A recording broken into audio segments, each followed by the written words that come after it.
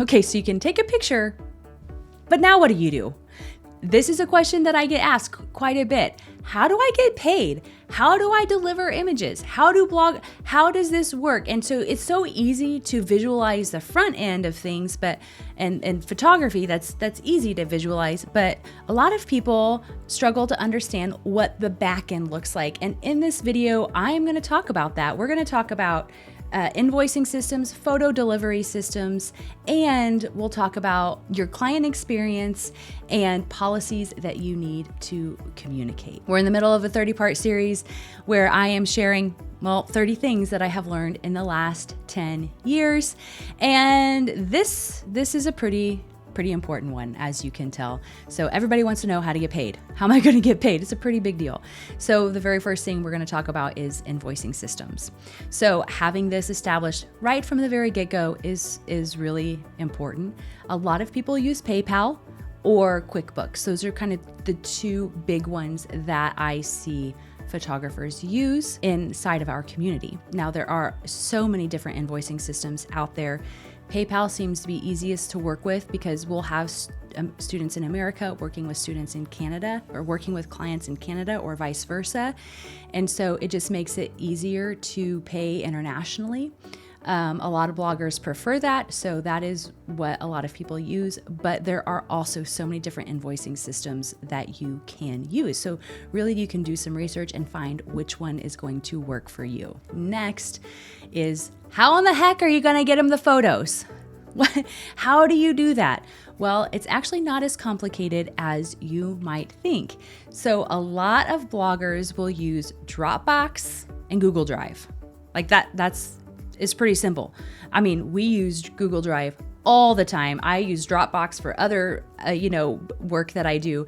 And so this is just part of my normal workflow. It's a part of bloggers' normal workflow. So to deliver them within Google Drive or Dropbox, easy peasy.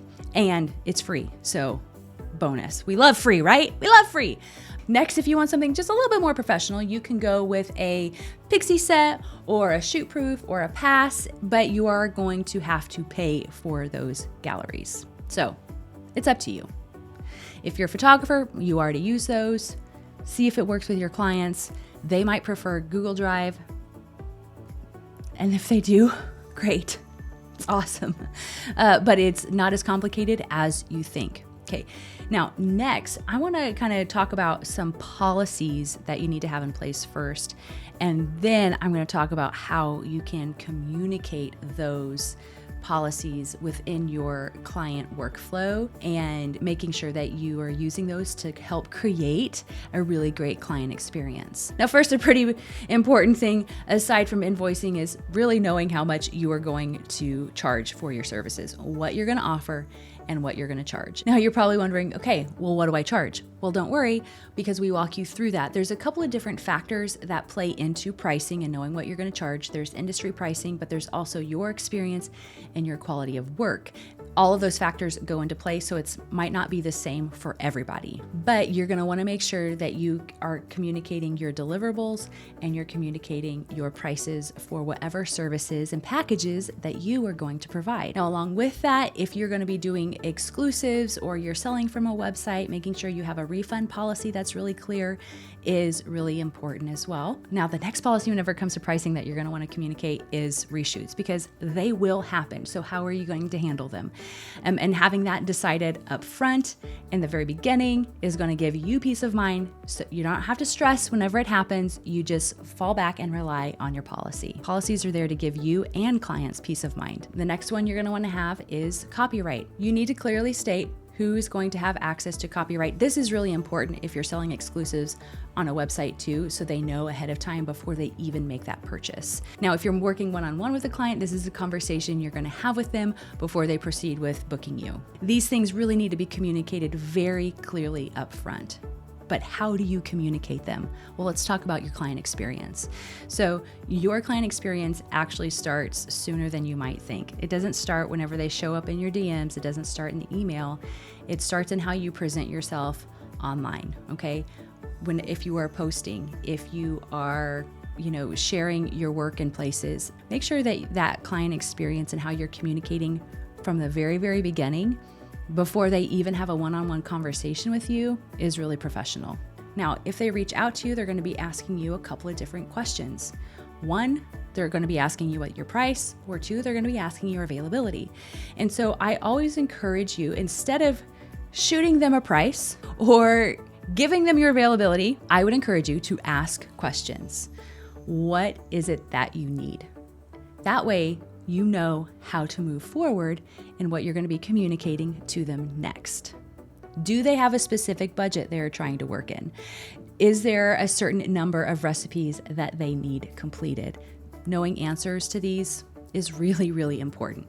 So I would always encourage anyone ever in any industry, even if outside of photography, to never lead with your price, always lead with your value and what you're going to offer to them. Because if they just see a price, well, that's going to look expensive, okay? But if you lead with the value, you show your work, it makes more sense, right? And so it's always important to do that. So having an investment guide or a pricing sheet is a really professional way to be able to communicate the services that you provide and your pricing, FAQs, and to give a solid call to action. Can you put all of that within a message or an email? Yes, you can, but it's going to be a really long email. It's going to be very confusing and very long. But if you're able to communicate that in a professional way and have all of the information organized really well in one place, it's going to create a really great experience for your clients, and it's going to make you look really professional. And the best part about these is you can create them in Canva for free.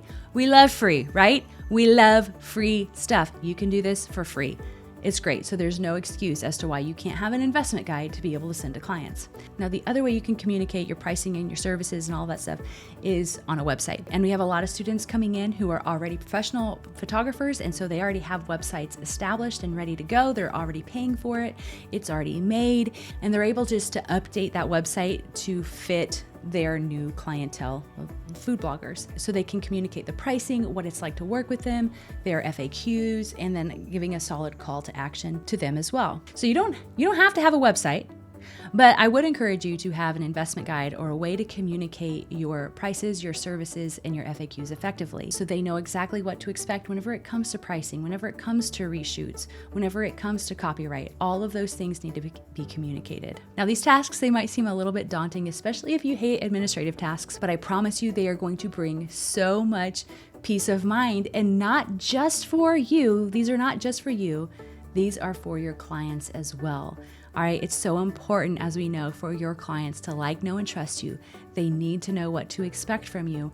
And so having these in place ahead of time and communicating them in places like your investment guide, on your website, and even if you have a contract with them, communicating them in all of those places multiple times is really important. I would love to know if you have any follow-up questions to the topic we talked about today, so post it in the comments and let me know. Otherwise, I'll see you in the next video.